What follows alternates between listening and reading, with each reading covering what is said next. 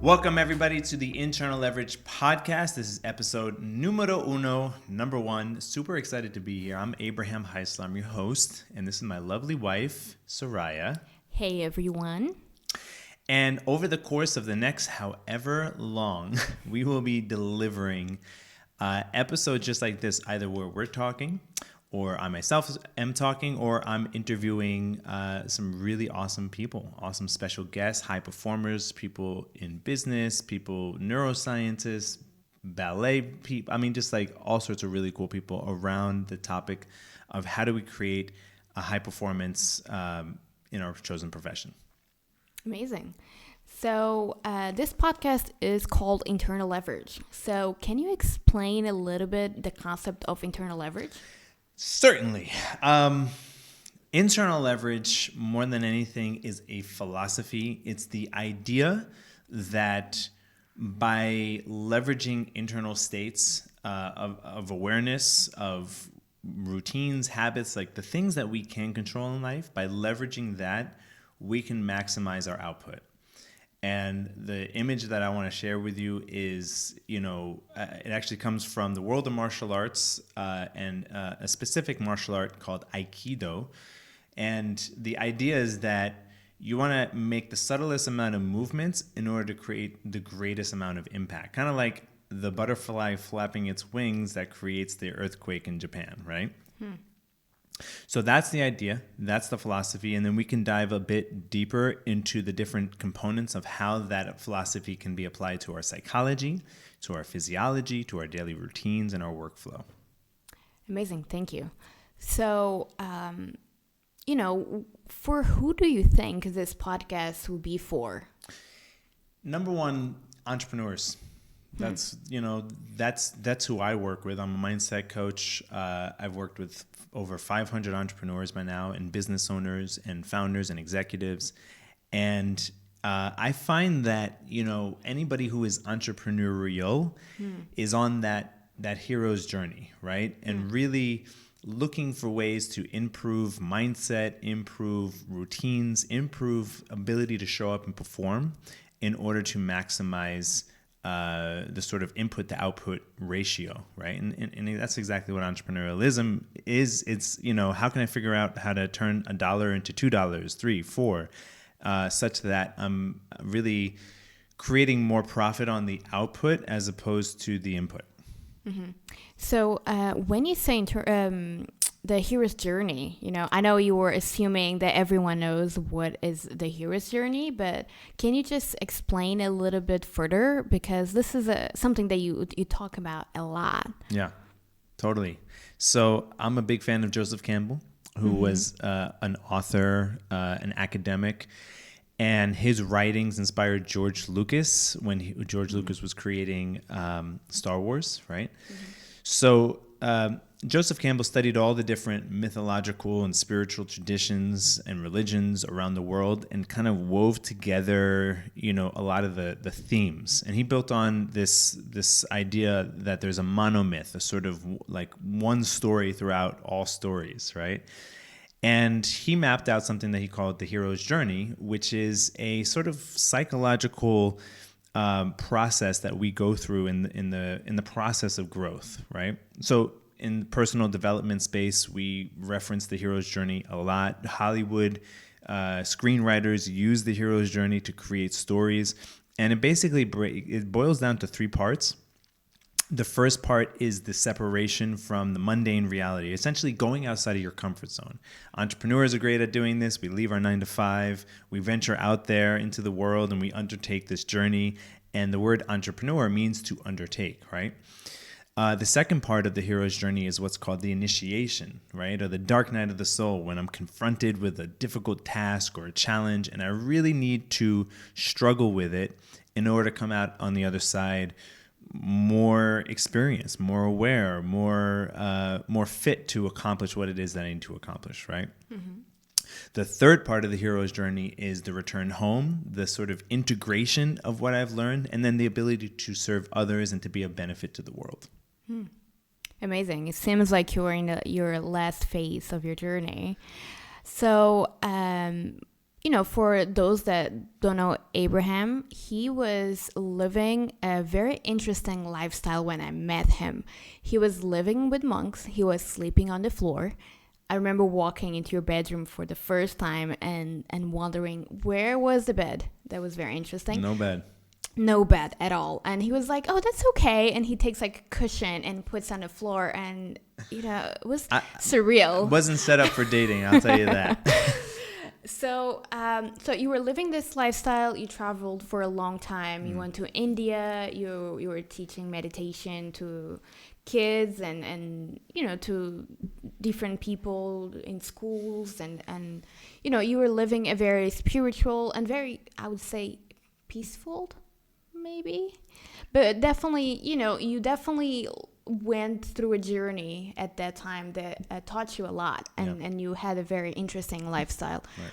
And then when I met you, that's when you not like when you started your journey into becoming an entrepreneur, but I feel like you already started by then. But that's when you start the actual business. So there was a desire for that, but when you officially started your business, we were together. And I remember this was really, really hard at the time for multiple reasons. So can you tell our audience a little bit about your journey since you started your coaching practice, and what happened in this journey for you to create this process called internal leverage? Yeah. So I always wanted to have impact. Right. I knew ever since my early 20s, when I was sitting on the back of a very crowded bus in Nicaragua, and I was down there living with monks, teaching meditation, and I was sitting in the packed like sardines in the back of this bus, and it just hit me. My purpose is to inspire, and empower others. Right. And so initially I undertook the process of becoming a filmmaker because I wanted to inspire people with stories. Right. And when I met you, I was teaching, for the New York Film Academy. I was traveling the world teaching. I made short little films here and there. One of them actually went on to win an Emmy, which was pretty cool. But I wasn't having the impact that my soul wanted to have, right? My deepest desire to impact people on a very mass scale, right? I'm talking in the millions. And I wasn't having that impact. And I realized something needed to shift, something needed to change. And when it came to business, I was not a business person at all. I was very sales avoidant. You come to me with your multi-level marketing, whatever, and I ran the other way. I didn't want to have anything to do with it. But somebody actually, helped me to look at business and money from a different perspective and see income as a sort of metric on how much impact I'm having in the world, certainly in the marketplace, right? And that sort of thinking helped me to reframe a bit about, at least my relationship with money and asking for money and earning my value and being able to present my value and helping other people to do the same. So I'll talk about this one thing. Actually, there's two things here because, I've said, I've worked with hundreds of entrepreneurs by now, and there's sort of there's two very fundamental problems that entrepreneurs have. When they first start out, the first problem is being able to take up space, right? And to own your power, own your authority, and to speak with authority and essentially ask for what you want. I call it the inhalation blockage because when you inhale, I'm really big into breath work and all about oxygen, and I have a whole, sort of spiel around that. But when we inhale, we're expanding our lungs, right? And so when we undertake this new journey and we're first starting out, we're expanding ourselves. We're expanding our reach. We're expanding our awareness. We're getting other people to know who we are. And where a lot of people stop is putting themselves out there and asking for what it is that they want, whether it's a business partnership or asking for clients to, buy their service or customers to buy their products, right? And so when we're looking at mindset and what are the subconscious blockages, that's one of the first areas that we got to focus on. Now, on the flip side of that, once people have already achieved a certain level of success, right, the difficulty that then comes is the letting go, is the exhalation, right? And so what I mean by that is a lot of people, especially bootstrapped entrepreneurs, people who have, brought themselves up and created wealth for themselves, they've done it in a certain way that makes sense, right? And there's a certain story that if you want something done right, you got to do it yourself, right? But the problem with that story is that we can't really leverage our time properly because we can't, for instance, delegate responsibilities. We have difficulty hiring, difficulty letting go of responsibility and trusting others. And that's really what that second problem is all about, is being able to inculcate trust such that I can actually let go. And so, for instance, I'll give you a very concrete example. A lot of entrepreneurs and business owners and executives complain that they don't have an off switch for their brain, meaning that when the workday finishes and they close the laptop, the emails are still going, the orders are still being processed, right? The mechanics are going. And the problem with that is that if we don't have time for rest and recovery, number one, it taxes our relationships, as you know, because you've been on the receiving end of that. We're not present for loved ones. Our life goes by and all we're doing is looking at the books and numbers, and we're not actually present. And then the other thing is that a lot of people struggle even just to sleep at night, right? To be able to shut it off so we can actually get deep, restful sleep. And there's a lot of studies and science that shows that if we're not getting proper sleep, then we're actually not able to show up with the maximum amount of clarity, focus, and cognitive functioning that is essential for a high performer. Mm-hmm. So and you know about that. I know a lot. You remember the nights that we spent, just talking and you couldn't sleep because there was so much pressure on you. And actually, I would like to go there for a little bit. I would like for us to share with our audience the journey that you went under, right? Because you decide to, hire a coach to help you to actually shift your mindset from someone that, was just serving and not asking for any money in return. I was a professional volunteer. Yeah, to someone that could actually charge for their services, right, and really look at your value from a different perspective. Right. So can you tell us a little bit more about that journey? And what specifically? How was for you to take a lot of pressure, like to... Hard. Yeah. Very hard. It was challenging at first. So essentially, let's just talk about income. I was earning about $30,000 a year as struggling artist, but also a teacher, and that was fine for me sleeping on the floor. But I knew I wanted to play a larger game, and if I wanted to create greater impact, I needed to create greater income so I can have more financial resources that I could leverage to then do more stuff, right? And I signed up with a coach, and the initial package was $24,000, and then I ended up signing up for a $100,000 program. Now, to be fair, I had inherited some money, so I had some financial resources, at least as a runway, but there was definitely a lot of pressure on me to perform, to start the business, and to make sure that the business was actually working and performing. And it was a high pressure situation. In some ways it worked, in some ways it did not work. It worked in that I was able to create a six-figure income for myself and have consistently repeated that over, the last few years. And I did that all in the first year, right? I went from earning $30,000 a year to, within 1 year of starting my business, I had a $30,000 month. And then, but on the flip side of that, I also, I made a lot of financial commitments, and I overcommitted myself, not just to my coach, but to, to other sort of lifestyle choices and programs and things like that, and was in a position where the business wasn't performing at the level that it really needed to. And then that's when I started sacrificing sleep and health, physical health, and then the mental health started going, and it was a very turbulent and very difficult time.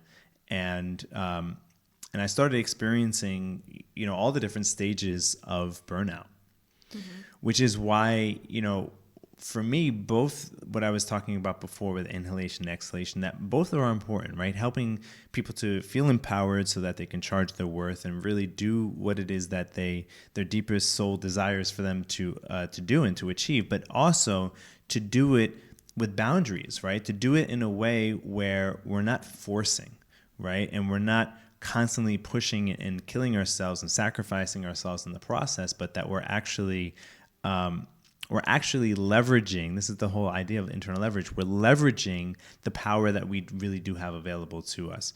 And I'll just give you another example. Like in that situation, when I was taking on just a lot of, I was incurring a lot of debt, and I was just, basically I was hiding behind having a nice house, a nice car.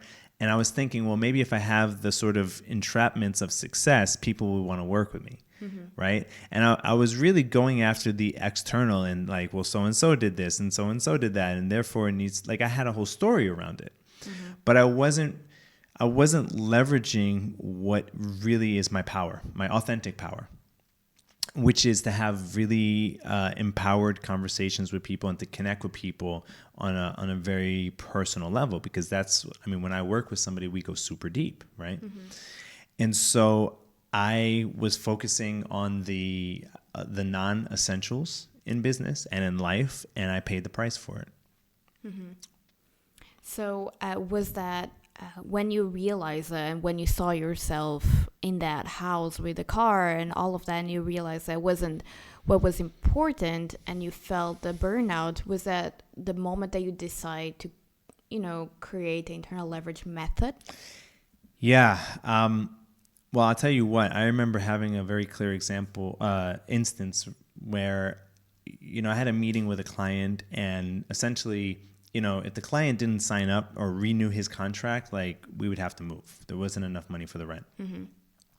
And I just was so clear, and just like, okay, this client is going to sign up, and I just know it. And it's just like, everything happens for a reason. And this is my TEDx story. And this is, like, I started seeing it like a cinematic whatever. And sure enough, the client didn't renew, mm-hmm. and I wasn't going to like manipulate or force, like, I just thought he was going to renew because we were getting results. And he said, no, actually, I'm deciding not to. And we talked about it, and he was clear, and when somebody's clear and I can feel they're coming from a place of clarity, that's the right choice. Right.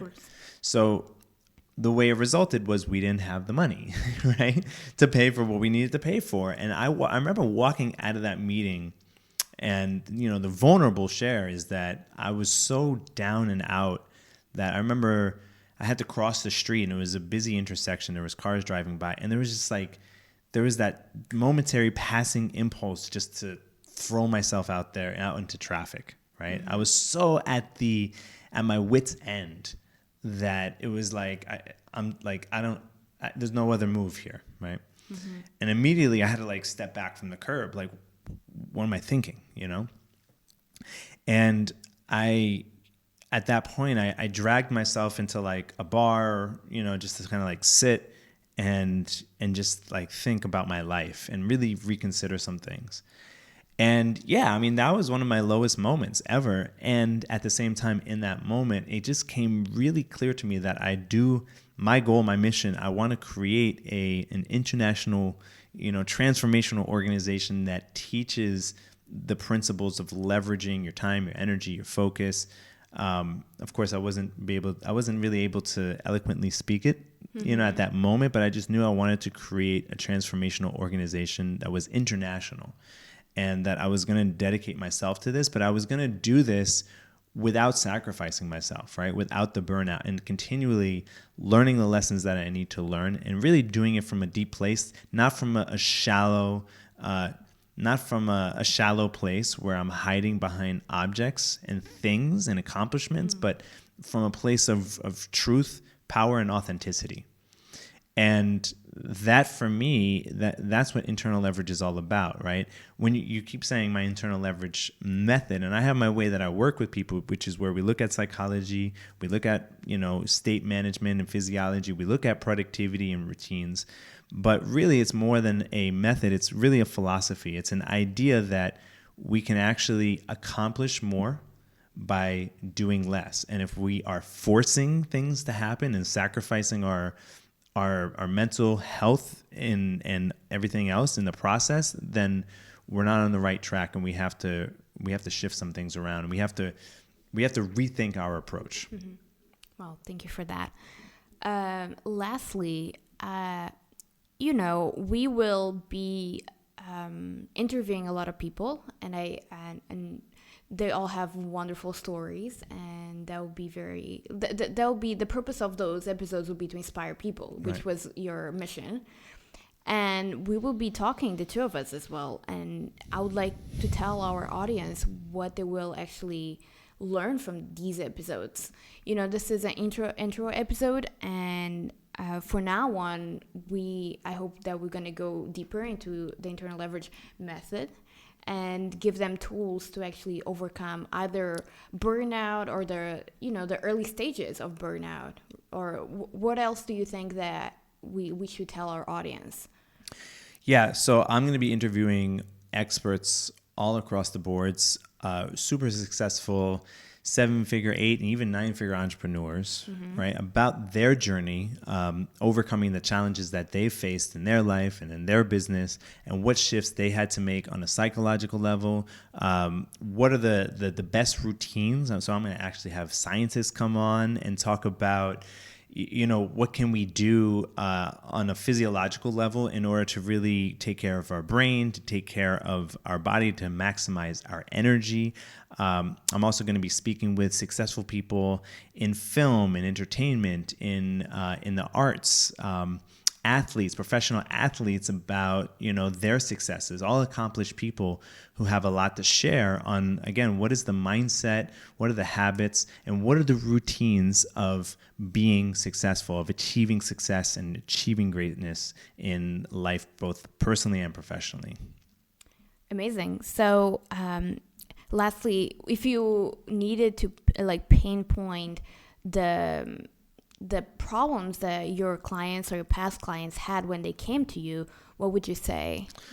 Right. Well, again, so I've worked with clients who were struggling to own their authority and feel confident about either, charging like very premium rates for their service if you're a service-based entrepreneur, or working with clients who are business owners who have to go out and to find partnerships and create relationships and have some sort of intimidation that's holding them back, right? Mm-hmm. So there's that aspect of confidence, but then there's also the aspect of helping really busy decision makers optimize their time, their energy, and their focus, right? And so creating routines and protocols such that they're able to have more control over their state, over their thinking, do their best thinking, as we've talked about. And grow their business. And essentially, yes, grow their business, right? Amazing. Well, if you can relate to any one of these things, please just follow us. Just leave a review. Yeah. Leave comments in the show notes, and we're gonna come and check out the reviews. We want to get a lot of feedback from our audience, from the tribe that we're building here, and really tailor this podcast, tailor the interviews and the content to suit the needs of the audience. Yeah, and our next episode will be very exciting. Yep, super exciting. All right, guys. Yeah. Bye-bye. Thank you. Have a good one. You. Bye-bye.